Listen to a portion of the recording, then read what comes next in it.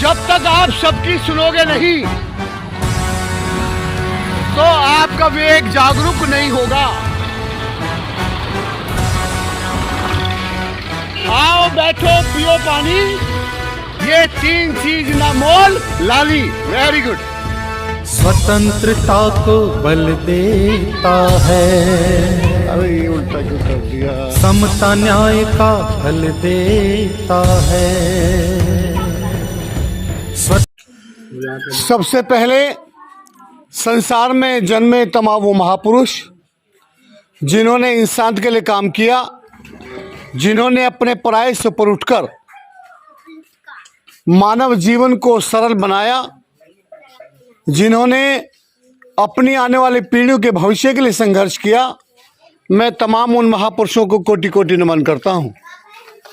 और समाज में पैदा हुए ऐसे लोग जो जीवन में खुद कुछ नहीं बन सके लेकिन अपने समाज को जागरूक करते रहे और कीमत चुकाकर चले गए। लेकिन वो विचार जो मानवता के हित में है, वो विचार जिससे मानवता का विकास हो सकता है, जिससे आने वाली पीढ़ियों के अधिकार सुरक्षित रह सकते हैं, उस विचार को हर कीमत पे जिंदा रखा। आज अगर ऐसे बुजुर्ग हमारे बीच में नहीं हैं तो मैं उनका भी कोटि कोटि नमन करता हूं। आप समाज के जागरूक लोग हैं।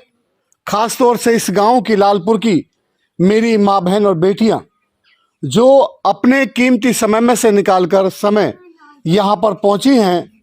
यदि इसी तरह समाज में जनजागृति होती रहेगी तो वो दिन दूर नहीं जब भारत की सबसे बड़ी पंचायत के आप मालिक बन सकते हैं। ये निरंतर चलने वाली प्रक्रिया है। कोई भी परिवर्तन एक साथ नहीं होता है, उसमें बहुत समय लगता है। ये हजारों सालों से संघर्ष चलता रहा है और आगे भी चलता रहेगा। संसार में 2 ही मानसिकता के लोग हैं।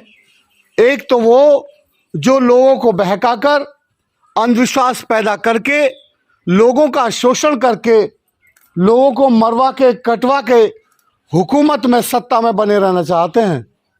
वो खानाबदोश लोग हैं, वो निकम्मे, निकृष्ट, भ्रष्ट लोग हैं। उनका किसी बिरादरी से कोई नाता नहीं है। एक वो लोग हैं जो मेहनत कश हैं, ईमानदार हैं, जो कमाकर खाना चाहते हैं। हम उस संस्कृति, उस परंपरा, उस सभ्यता के लोग हैं।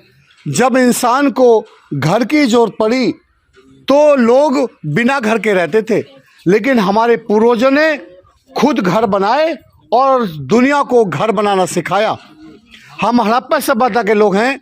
जो मेरे भाई ग्रेजुएट हैं या ग्रेजुएशन कर रहे हैं, उन्होंने हड़प्पा सभ्यता के बारे में पढ़ा होगा।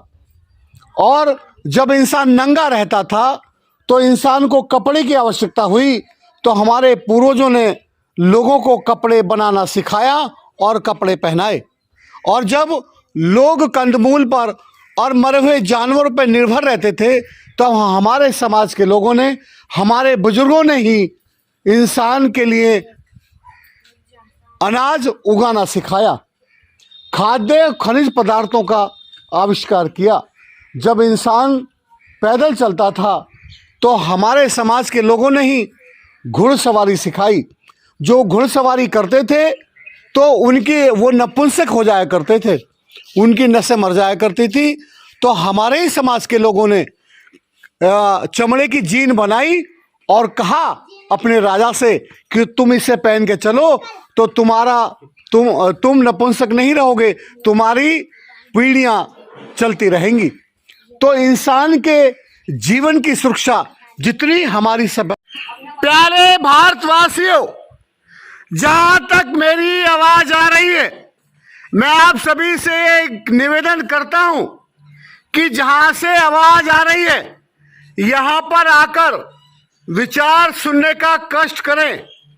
सुने सबकी, करें अपने मन की, जो आपका जी चाहे। आओ बैठो पियो पानी, ये 3 चीज ना मोल लानी।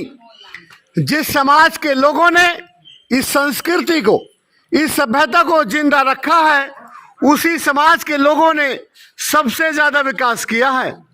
यदि आप अपने आने वाली पीढ़ियों के भविष्य के लिए चिंतित हैं, यदि आप देश में बदलाव चाहते हैं, यदि आप सशक्त और शिक्षित भारत चाहते हैं, तो यहां पर आकर विचार सुनने का कष्ट करें।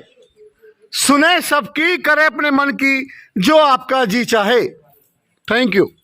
प्यारे भारतवासियों, जहां तक मेरी आवाज आ रही है, मैं आप सभी से गुजारिश करता हूं, जहां से आवाज आ रही है यहां पर आकर विचार सुनने का कष्ट करें। सुने सबकी, करें अपने मन की जो आपका जी चाहे। आओ बैठो पियो पानी, ये 3 चीज ना मोल लानी। जिस समाज के लोगों ने इस परंपरा, इस सभ्यता को जिंदा रखा है, जिस समाज के लोगों ने सुना और सुनाया है, जिस समाज के लोगों ने अपने आने वाली पीढ़ियों के अधिकार के लिए संघर्ष किया है, उसी समाज के लोगों ने भारत में सबसे ज्यादा विकास किया है। यदि आप अपनी आने वाली पीढ़ियों के लिए चिंतित हैं, यदि आप शिक्षित और सशक्त भारत बनाना चाहते हैं, यदि आप संविधानवादी सरकार चाहते हैं, यदि आप संविधान को इस देश में पूरी तरह लागू कराना चाहते हैं, तो यहां पर आकर विचार सुनने का कष्ट करें। Thank you.